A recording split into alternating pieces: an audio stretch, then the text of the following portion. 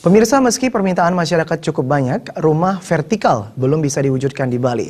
Hal ini disebabkan pemerintah belum memiliki peraturan yang mendukung pembangunan rumah vertikal.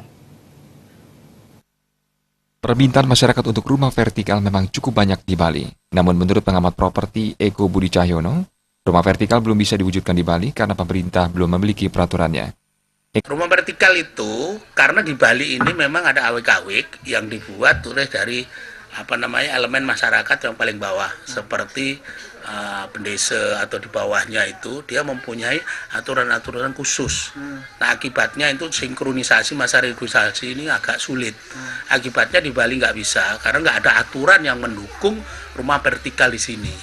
Alasannya apa? Rumah vertikal kalau dibuat di Bali itu kan harus tidak boleh melebihi pohon kelapa.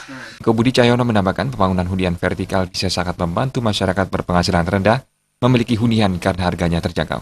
Jika peraturan rumah vertikal bisa diterbitkan, alih fungsi lahan bisa direm. Dengan luas lahan yang sama, jumlah perumahan yang bisa dibangun mencapai puluhan kali. Regulasi ini dinilai sebagai solusi untuk mengatasi sejumlah persoalan lahan yang selama ini menghambat penyediaan rumah bagi masyarakat berpenghasilan rendah. Supariana dan Agus Sudatmika, Bali TV.